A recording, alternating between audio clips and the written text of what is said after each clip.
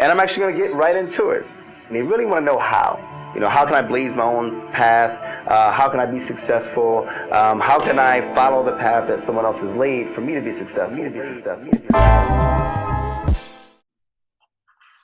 All right, what's up, everybody? Welcome to episode 214 of Campus Cut, season 2, episode 14. Today, I have a special guest. I have a member of Delta Sigma Theta.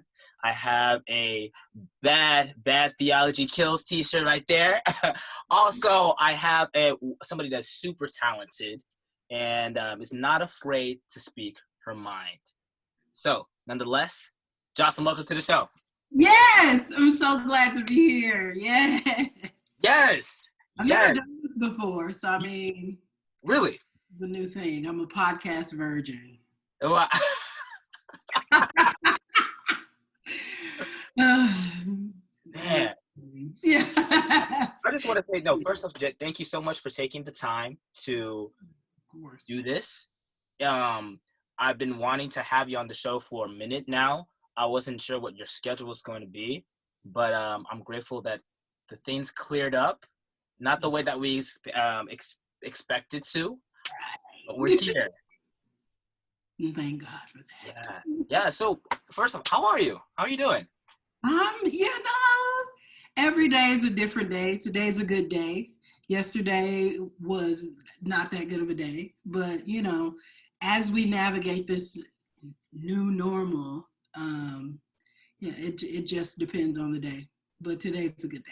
Okay. I'm glad to be here. Okay. It started off good. Hopefully it'll end well as in addition. So, yeah. All right. So for the people that are wondering, where are you located right now? I am at my apartment in Waco. Okay. Right when everything went down, I was like, I need to go back home. But Baylor sent an email 2 days ago or so that said they were looking forward to in-person classes in the fall, and I just thought it would be prudent to just stay where I am. So yeah, I'm at my apartment in Waco, 20th and Austin to be geographically accurate, but yeah. So do you think it's smart for Baylor to open their classes? I don't think so. I don't think we know enough about this virus in order to make decisions for August. Like, I think it's called Project 824 or something like that. Mm-hmm. I don't know what type of precautions they are putting in place for us to actually have to be there. But unless everyone is there masked with actual filters in the mask, then the probability of, catching it, contracting it, the virus that is, it's just too high to take a risk with all of those people, But I mean, time is going to tell. And hopefully, if it doesn't look like we should be able to go back on campus, hopefully that decision is made at the 9th hour, 10th hour, whenever it needs to be made. But yeah, I mean, I miss in-person classes, but I also really enjoy my health. Yeah. Yeah. Yeah. Absolutely. Much more than classes. Absolutely. It's just been a strange time. So I'm honestly I'm not mad. I like being by myself. As much as a people person that I am, I love being by myself. Yeah. If I had my own house, that would be a different story. Touche. Yeah, I live here by myself, so I mean it's a blessing. I've had roommates before, but at some point you're like, I know me well enough to know me and another person. Yeah. That's good. So before we dive into the conversation, I need to preface what Campus Cuts is, what the vision was behind it. So currently I am I'm going to say former director of diversity for Baylor Student Government. Since I'm entering my last year of undergrad and the whole thing is shifting, things are just going to change. So I got in contact with the next student body president, and he wants me to be like director of communications with this and whatever, since he knows that I love multimedia stuff and this is what I want to do with my life. But so the vision was, this was supposed to be the shop by LeBron James, but in Waco. So Yes. So since of course Rocco is a big Waco guy. He's pretty big in Waco, and everybody knows him. Wanted to make sure that to film it in the shop, have these conversations, and truly understand to get a better point. So my role was supposed to go on listening tours, and I thought, what good is there for me to go on a listening tour when then after that I go back? How are the people going to hear about it? So I wanted to think, I love podcasts, I love interviews, I love TV. And I'm like, a way to be able to broadcast that is through a podcast or through YouTube or video where people are able to tap in and they'll be able to see, like, so they can make the choice. If you want to listen to this conversation, great. If you don't, that's fine. But at least broadcasting those listening tours for people, for their perspective to be heard. And I feel like too many times we had a very limited very vanilla and very same like you think. I bet I'm just saying it. Tanaka, that's what I'm saying. Am I pronouncing your name correctly? Yes. Okay. So it's just like, we have the majority voice. So how can we have people of all just all representations be able to be on this podcast and be able to give their opinion and share their insight and what they believe? And it's not even just about Baylor, but it's just about like life and what's going on, what you think about the world, things that you're interested in. And so it's just really just a public discussion. I like it. We love to see it. And shout out to my barber, Rocco. Look at my hair just growing. I'd rather have a fade. That's just a fact. Yeah. I miss you, Rocco. Yeah. So of course, now giving your proper introduction, what is your name, your year, and your major, what are you studying, and what's your hometown? I am Joslyn Henderson. I am a joint master's student at Baylor School of Music and Truett Theological Seminary. I am currently working on 2 master's degrees, a Master of Divinity and a Master of Music, again from Truett Seminary and from Baylor School of Music. I grew up in Atlanta, but my family's in Chicago. Okay. So I always say I'm from Atlanta by way of Chicago. So when I go home, I'm going to Chicago, but I go to Atlanta a lot. As a matter of fact, I had a flight that was scheduled to go to Atlanta right when everything went crazy. So oh, wow. I got that money back and stayed right here in Waco. Okay, that's good. So, you say you're from Atlanta, born in Atlanta, family in Chicago. Mm-hmm. Why did you choose Baylor? Like, you're saying that you get first of all, why 2 masters? Okay. What is that about, like 2 masters, and why Baylor? So the way I ended up at Baylor was I was in Atlanta after I graduated. I graduated from Spelman in 2011, Spelman graduate. In 2011, and I did a term of service with AmeriCorps, and that was great. I was working at volunteering, serving at a juvenile psychiatric facility out in like Douglasville, which is like east of Atlanta or west of Atlanta. So did that for a year, and then I looked up and I didn't have a job. So I reached out to my mentor, Dr. James Abington, and I was like, hey, I want to study church music. And we got to talking, and his initial thought was, let's get you to Candler School of Theology. It's a really great school. I teach there, boom. And he was like, wait, I'm actually moving to Texas to start a job at a church out in Houston. You can just come with me. And if you want to study church music, you should go to Baylor. So that, Dr. James Abington is the reason. Yeah. So he's my mentor. He's really dope. While I was working at the church in Houston, one of my coworkers was like, you can just get your Master of Music at the same time as you get your Master of Divinity, and it'll cost the same. I'm like, what? So the scholarships that apply for the Master of Divinity also apply for the Master of Music. So I'm able to get these 2 degrees for the price of, not the price of one, but at a discounted rate, heavily. Yeah. Wow. Wow. So, wow, that's very interesting. I never knew Baylor did that. Yeah, Baylor Truett's seminary is very much not funded, but we get a lot of support from the Baptist General Convention of Texas, BGCT, Baptists. So yeah, they're able to provide scholarships to students. I mean, a good portion of seminary students are there on scholarships from the BGCT. Okay. This soap behind my head is bothering me so bad, but I'm gonna just. Okay, makes sense. Here's my shot. Oh. But I'm chill. I'm a chill. Okay, that's why I'm like, why is she doing? Why she keep on doing that? No reason. Wow.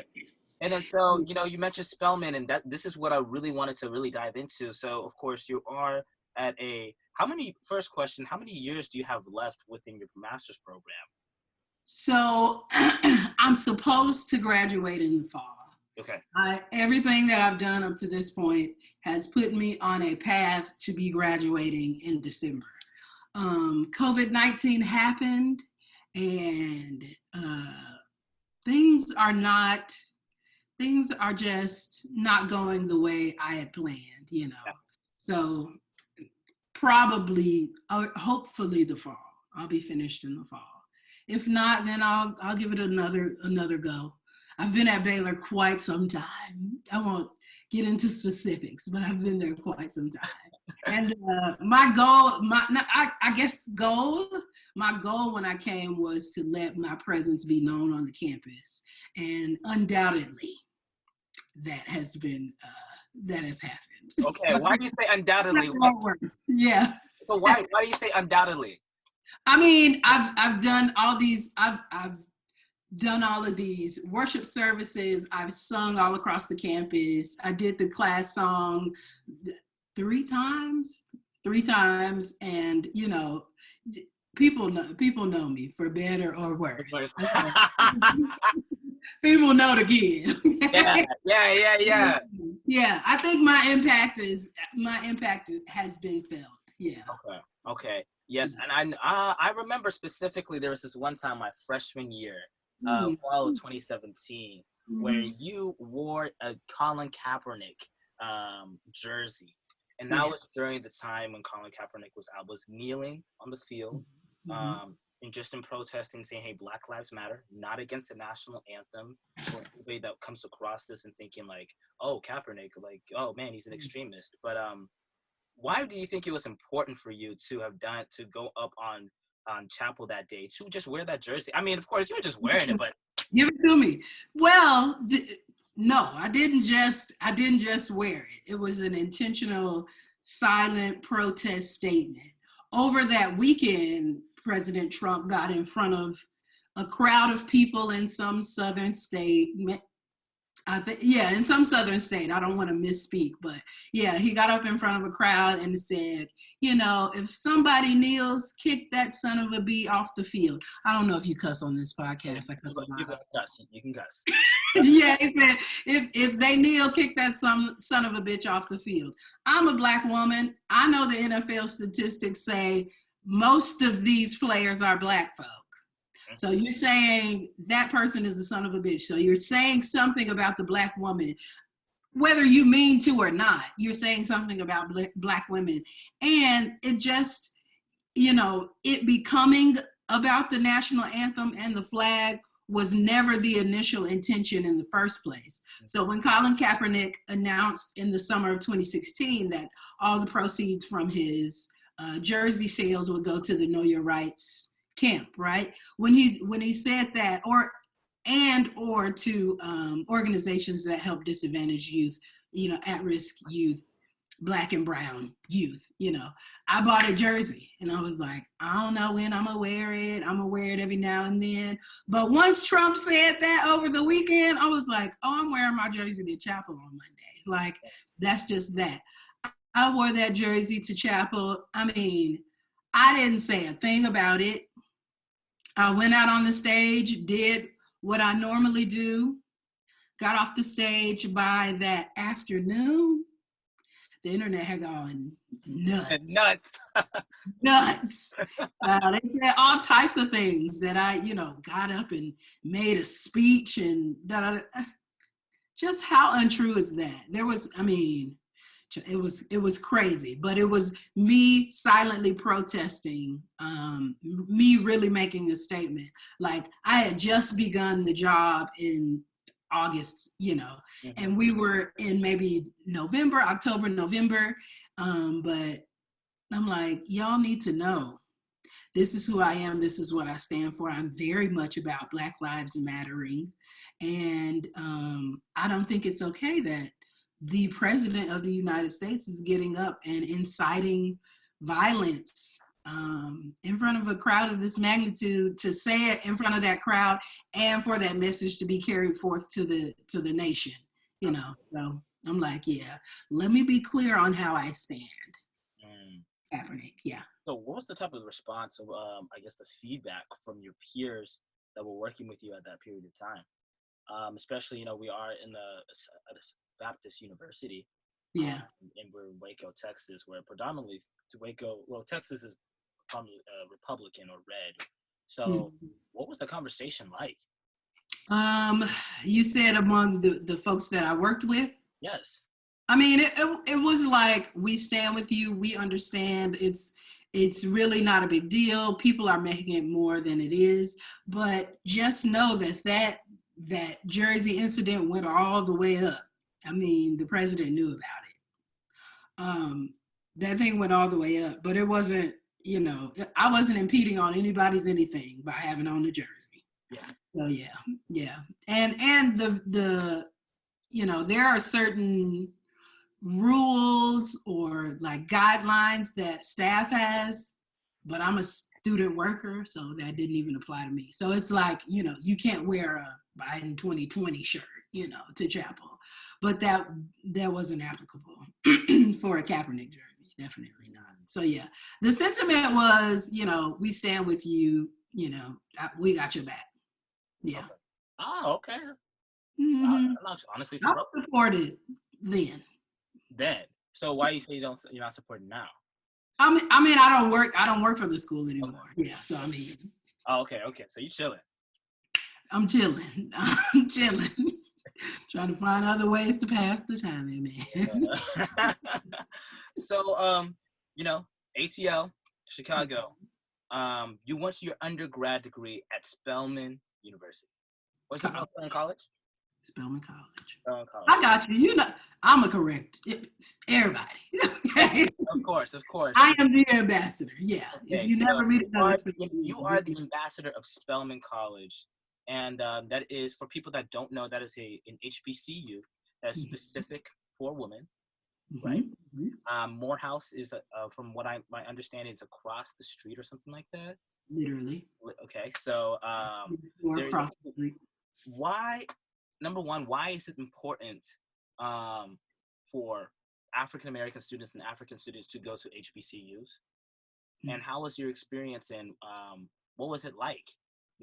Especially during the time when maybe social media wasn't as buzzing now, but praise God. Yeah. Why is it important for Black students, for Black folks to go to Black schools? Yeah. I believe that there's such a rich legacy, tradition, heritage on these campuses that is felt differently on these campuses. I've been a student at Spelman and I've been a student at Baylor. Granted, the experience is much different as a graduate student, but I'd say I'm not just as active, but I'm very active as a graduate student at Baylor. So yeah, it's all about legacy, tradition, heritage, being a part of something bigger than you in this moment, but joining this, legacy of Spelman women. So for me, once I got there, and since I've graduated, it's this really strong sense of sisterhood, this like community that never ends. For instance, my Spelman sisters and I was in a part of the Spelman College Glee Club, which was the choir, is to put it another way, but it's the same-sex singing group that goes out and really is the ambassador for the college for a lot of folks that may not get there when we go out and tour and things like that. So me and my Spelman College Glee Club sisters, we shared, we're in a group chat, and the Teddy Riley Babyface battle that happened last week, we were all in a group chat talking about it. Like, did y'all just hear, I remember, that sisterhood never ends. I've gone to weddings, baby showers galore. But yeah, that sisterhood, that bond is so real. Yeah. And it's wonderful to have that, and to always know that you can call your Spelman sister wherever you are in the world and say, hey, I need this, I need that. And they're right there if they can be. But yeah, so I think it's important for Black students to go, or Black students to go to Black schools, because it's an experience that you will not have anywhere else. Yeah. For me, the thing that distinguished my time at Spelman from being at Baylor was the ability to see what I could be. So like all of these Black professors, all of these Black professionals, all of these Black folks in, not academia, in authority. I'm trying to think of the right word, who are administration. Lord.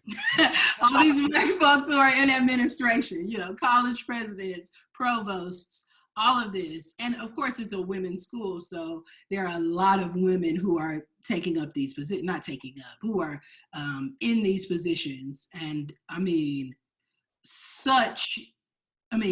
like, that could be me one day. That was how I ended up at Spelman. I saw all these beautiful, intelligent, intellectual, conversation-having Black women coming out of Spelman when I was younger. And I was like, oh my God, I want to do that. I want to go there. I want to carry that legacy. So in the same way, once I got to Spelman and I saw all of these Black women who were professors and who were TAs, who were GAs, who were administrators, I loved it. I loved it. And it was really, really, it was the time of my life. Wow. Wait, when was the school founded? 1883? 1881. The school was founded in 1881 as Atlanta Baptist Female Seminary. The name was changed to Spelman College after a relative of John D. Rockefeller. He was a big donor to the school when it was, after it had been open for some time. But yeah, in 1924, the name was changed to Spelman College. So I'm just thinking, so that was 1881. Black people became free in 1864, 63, 64. Mm-hmm. Well, yes. It got to Texas in 1864. So yeah, I'm just thinking, wow, like that quick turnaround from, that's very impressive, like 20 years, like less than 20 years to establishing a university. Oh, yeah. Oh. And of course, there were schools that were founded much before we were. Cheney, I don't know how old they are, but they're the oldest HBCU in the nation, and they were founded far before we were in 1881. Yeah, I'm going to Google it. I'm going to Google it because yeah, let me find it. 1837. 1837? Before slavery ended. Yeah. Ciao. Yeah, so the legacy, again, we're going back to that word, legacy. The legacy of being able to be on a campus where you're valued, you're loved, you're seen as you, a whole, full person, not as a number, not as a statistic, not as a picture on a brochure. Yeah. You are uniquely, wonderfully, fearfully and wonderfully made. And you are at this place and people see you and people honor you. it's a beautiful thing. I mean, everyone's experience isn't the same, of course. Mine was riddled with, all kinds of stuff. I had some financial issues maybe my sophomore year, but even in that, I was just reminded of how strong this sisterhood is, how much they cared for me as a person. It was beautiful. Yeah. Wow. Legacy. My kids going to an HBCU. I don't know if they're going to Spelman, but that's what I'm about to say. Wait, why would you say you don't know if they're going to go to Spelman? I think there's something to be said about choice. Like, I want my child to see who I am and what Spelman made me and the bonds that I created during that time there, and want to go to Spelman. Like, some people are like, my money goes to Spelman, and my child and my money goes to Spelman. My money gonna go wherever my child goes. I mean, that's just the fact. Yeah, I'll leave it up to them, but I'll trust that I've done such a great job in introducing them to HBCU culture, that they'll want to go at least to an HBCU, if not to Spelman or Morehouse. Yeah. Okay. Yeah. Because I remember there was a time, I forgot what school it was but it was back in 2018, or no, 19. There was some funding problems for HBCUs. Yeah. Oh, that does not end. I mean, there are probably some funding problems for HBCUs right now. But nobody's talking about that. Everybody's focused on the big institutions, saying like, "Oh, they lost so much money." But then, like, what about schools that were already in kind of like? What about Wiley? What about Paul Quinn? What about Cheney? Even Cheney. I think a lot lies in alumni and the alumni giving back. So, I mean, I'm gonna do my part when I can. Yeah, I've recently been thinking, how can I make this a recurring thing? I've given back at some point, but how can I make this a recurring thing? So future students can be helped the way I was. So yeah, I think giving back is a big thing, and getting the right people in positions is really huge too. So yeah, there are Spelman's blessed to have a really hefty endowment from a lot of folks, but there are schools that are really struggling. Yeah. Which is quite unfortunate, but hey, we'll see what happens after COVID-19. Right. We'll see. Woo, we will see. Yeah. So I want to go more into the theological side. I actually had a colleague of mine. I actually saw them at this step show down in Killeen. I bet you know her, Joy. Give me a little more. Joy Moten? Yes. Yeah. So we were talking, we were catching up, and I asked her how's theology school. She's like, oh, it's great, but it's hard. Because what like, see, when people think you go into the church, like, oh man, like, oh, I'm gonna learn how to preach. But I heard that it's funny because she told me that if you think that you know your faith, once you go to theology school, you're going to be challenged so much that, some people come out of it being atheists because I guess the truth is revealed. So how has it been going to a theological seminary and learning all this biblical history and like things that you like are like, people are like, oh yeah, I'm a Christian, I know God. But then you go read like the scriptures and all that stuff, it completely goes out the window. How has been your time, especially being a Black woman? Yeah, no, seminary, I don't know that it's designed to, but seminary stretches your faith so far, and it stretches your belief so far. When I came into seminary, I had this I had this sense of self, of course, but not incidents, but circumstances that have taken place since I began have absolutely shaped me into the woman that I am right now today.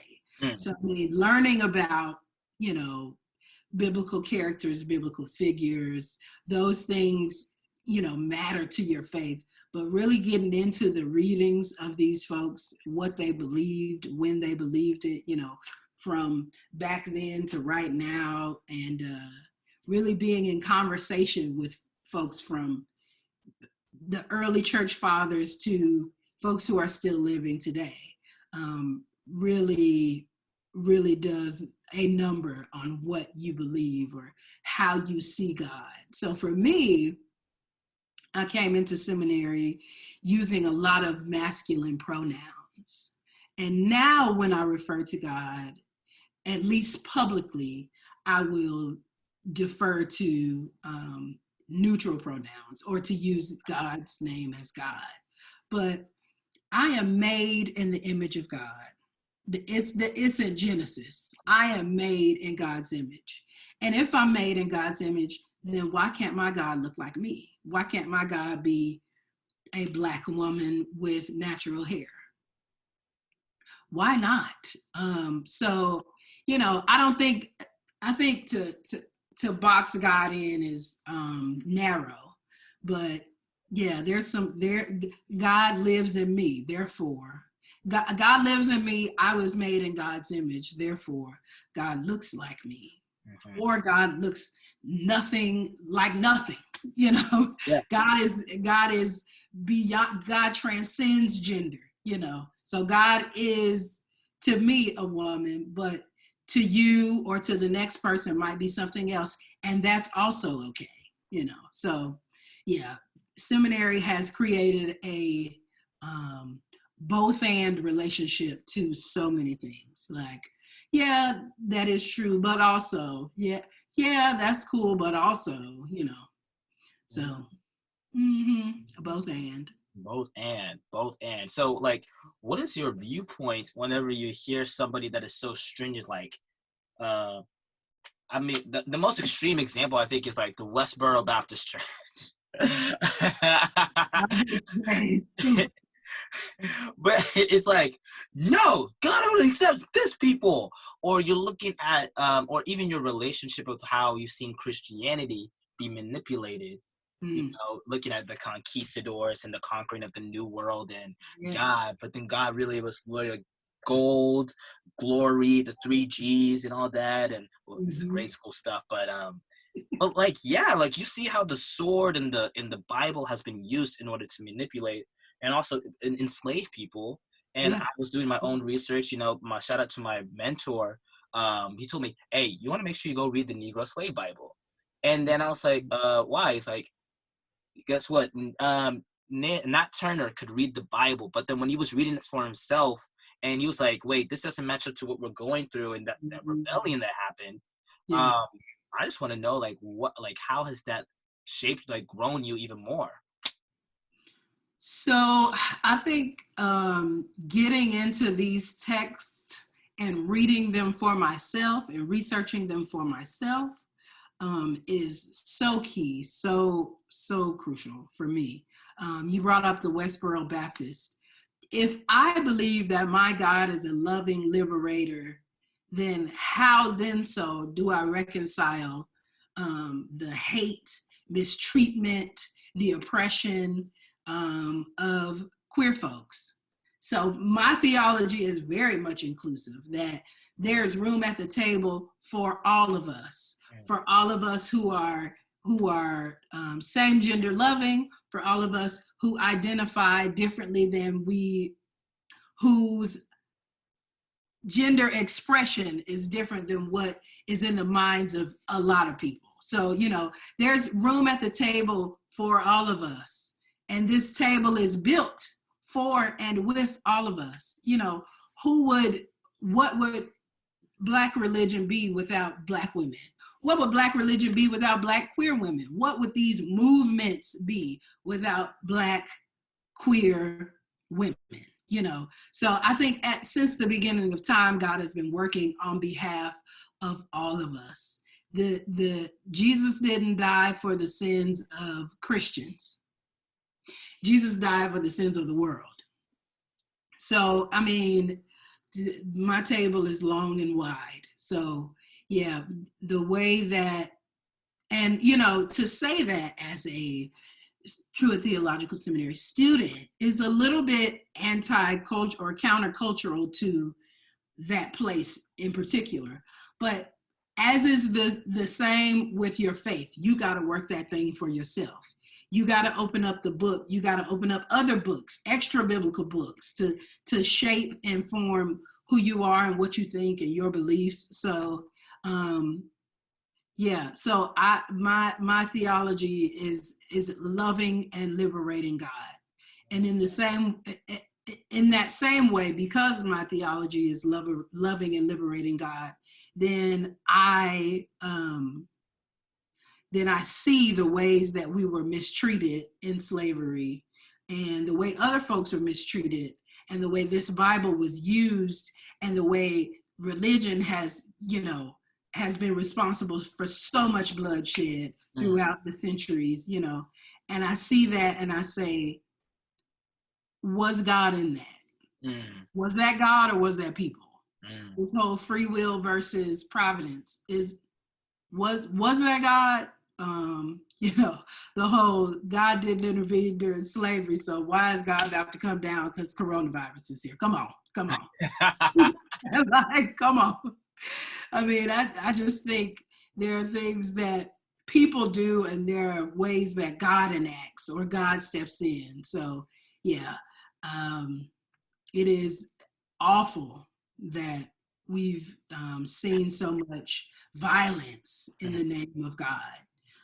Even still today, Westboro Baptist and folks who serve this blonde-haired, blue-eyed Christ and who can't see God in folks who don't look like them. Well, the same God that lives in you lives in me. Granted, they might look differently, they might talk differently, they might think differently, maybe not think differently, but the same God that lives in you lives in me.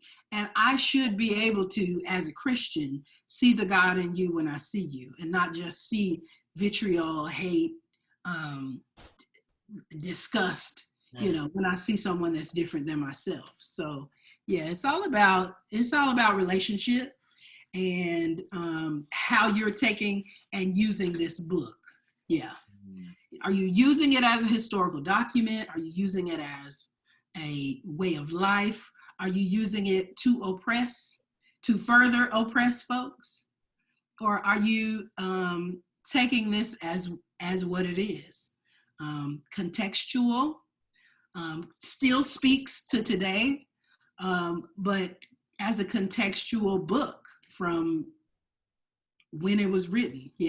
So that book is something else. So would you consider yourself more, I know this is a big question nowadays, more religious or spiritual? I would say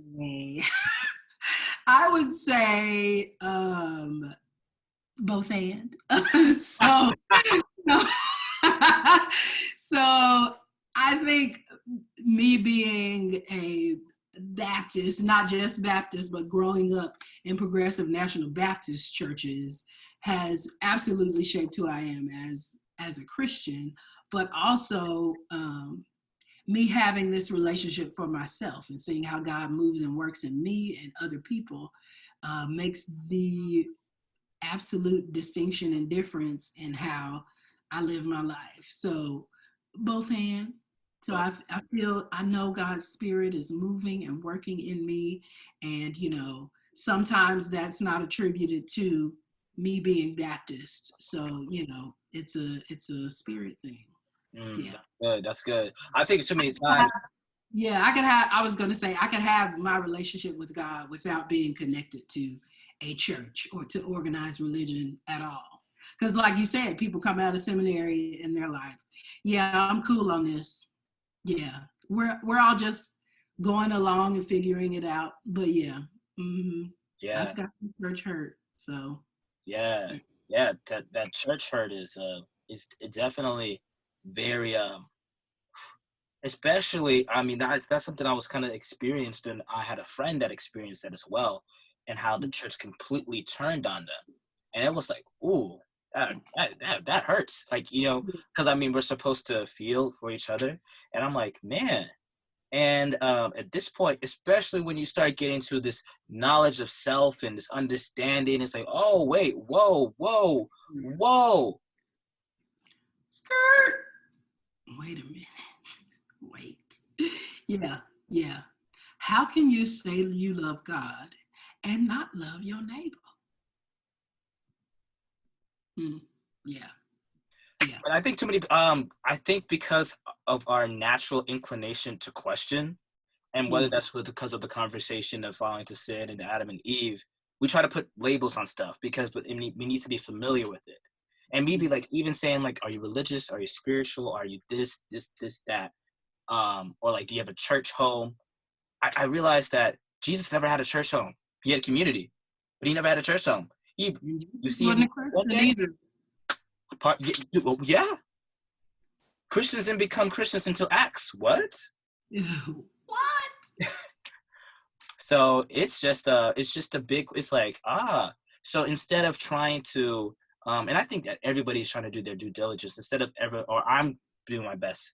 I'm attempting that instead of trying to put labels and boxes on things in order to make it familiar, try to understand the good works and the roots of what he did and how I can continue to have that vertical relationship, so my horizontal relationships are more fruitful, are good, you know, and they're representing what Christ did, what Jesus did. So yeah. Now with that, I want to do a flip turnaround. Of course, being in that sense of like Christianity and being a you know, how is it like being in the culture? Because, you know, like, I remember at a time when I used to be so judgmental. I'm like, I'm like unintentionally, I'm judging somebody for them drinking, for fornicating and all this. How was that? That process of unlearning, especially like, you know, you're like righteous and ratchet and righteous.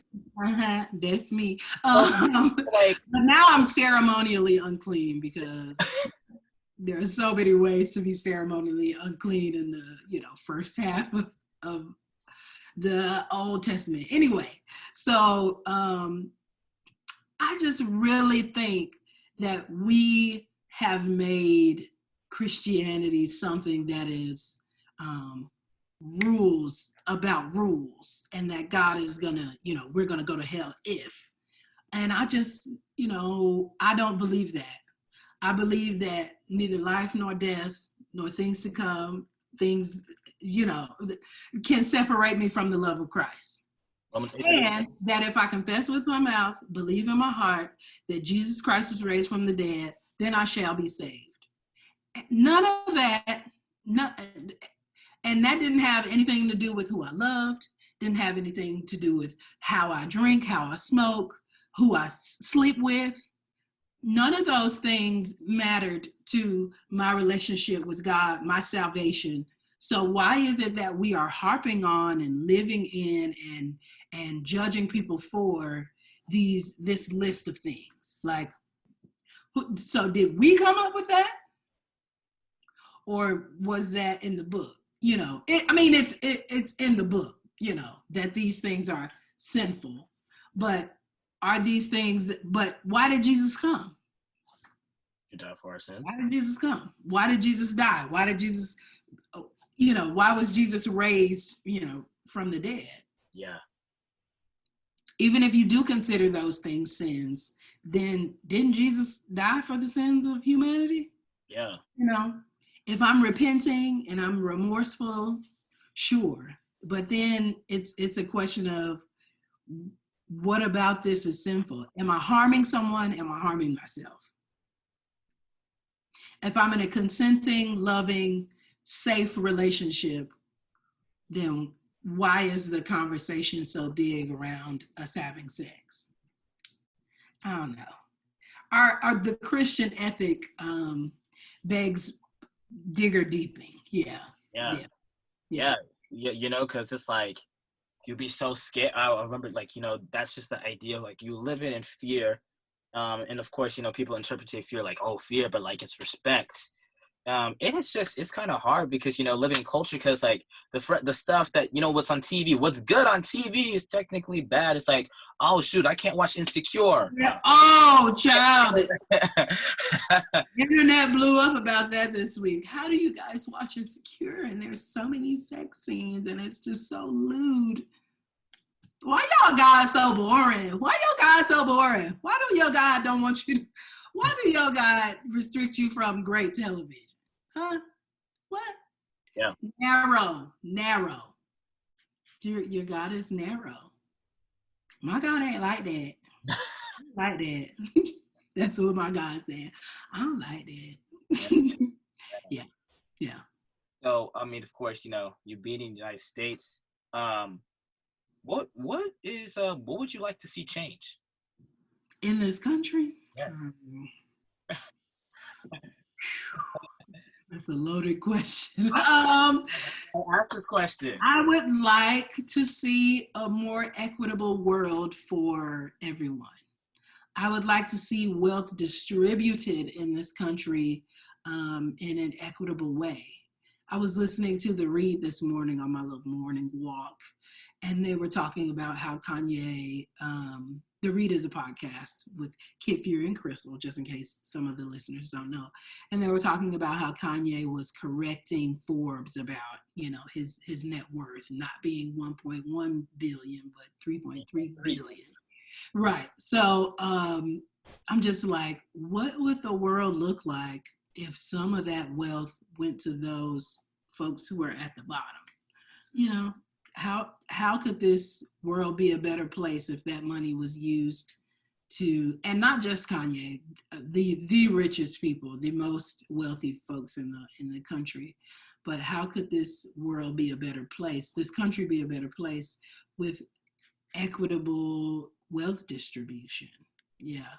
Even down to in the workplace, can we close the gender wage gap at some point?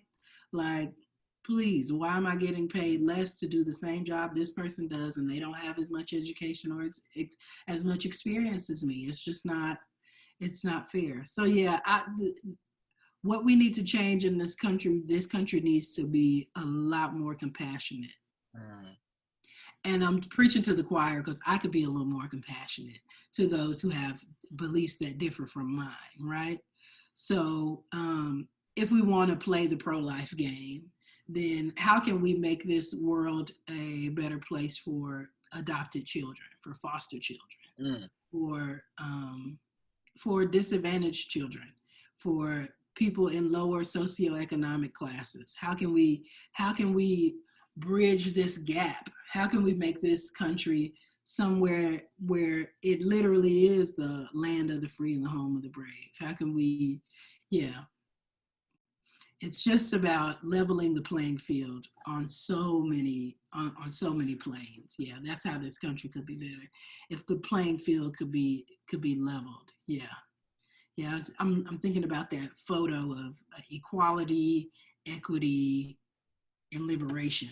Like it's the scene of these kids at a baseball thing, and they're all different heights. They're looking. Equality says we'll give you the same size stool, even though these are this differently sized folks. Equity says we'll give you a stool so you can see it over the fence. Everyone can see over the fence. Liberation says knock down the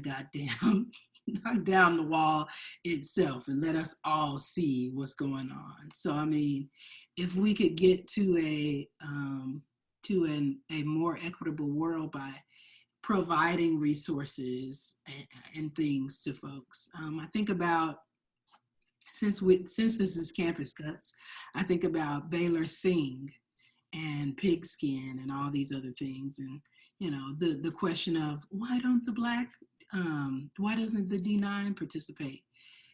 It's about equity. From the beginning, it should have been, Black students participating. Racism, segregation.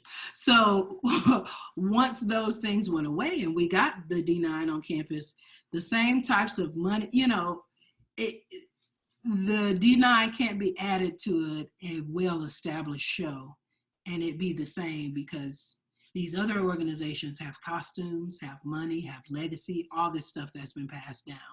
And when these Black folks get in there, they gonna give us some money and be like, here, you should be glad you even got a spot. That's equity. That's equality versus equity. You here, you the same as us. Well, no, it's different, because y'all have all of this stuff that you have a wealth of not just knowledge, but resources and actual tangible things to help this show go. But yeah, it's to get this country to a better place, we gotta liberate some folks. We gotta really make this a level playing field. Yeah. And the ground is equal at the foot of Christ. Yeah. That is so true. I had a question, but I just got so lost in just listening. I mean, of course I'm listening, but yeah. I'm like, okay. Wow. Yeah. Equity. Oh, man. Mm-hmm. I'm gonna let that sink. Yeah. So as we wrap up the end of the show, I have one question that I ask all my guests.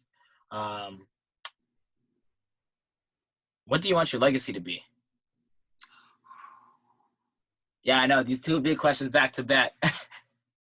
Well,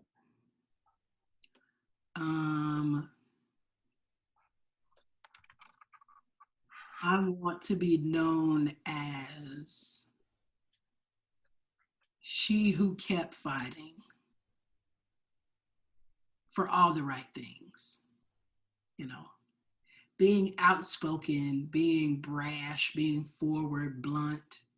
Those things are, a part of my personality. But I would like to think that when I'm the loudest, it's for things that matter the most to me. So, yeah. And even when I'm quiet, it's about things that matter most. Even going back to the Kaepernick jersey thing. But yeah, like, I posted on my Instagram story yesterday about the incident that happened last year, right around this exact same time, around these students at Baylor holding up the picture and the definition of what a Christian is, what a Christian does, how a Christian acts. And I said, no. And honestly, I didn't say no. All of my friends who came to my defense were like, y'all are tripping. Like, why wouldn't this institution want someone who is outspoken, who knows herself, who is real, to be representing them? Like, yeah. So, yeah, I want to be known for one who fights for the things that fights the hardest for the things that matter the most. About us being free. Why can't we just be liberated, free, Black, proud men and women? I remember distinctly one of the comments during that whole thing was like, I admired her so much, and it's just disheartening to see, sir, you don't know me. You don't know me. How are you basing this admiration on? The me that you want me to be? Because I am who I am. And who I am is this very proud Black woman who owns every part of who she is, her sexuality, her Christianity, her faith, all of these things that make me me. And yeah, so I want to be known as she who fought the hardest for the things that mattered the most. Yeah, you made me, ooh. Yeah. Amen. Praise God. Praise God. Wow. Yeah. That's such a, wow. You know, this last segment is the Speak Life segment. Did you finish Jada's episode? No, I didn't get to the end. I was watching it while I was doing my makeup. I wanted to. Hey, you good. So I'm gonna listen to it because it was good. Talking, okay? You taught him well. I was like, you gonna get in trouble for this. I'm gonna just say it. If we allocated money the way we should, I was like, yeah, man. This is what this is about, man. Media's too biased nowadays.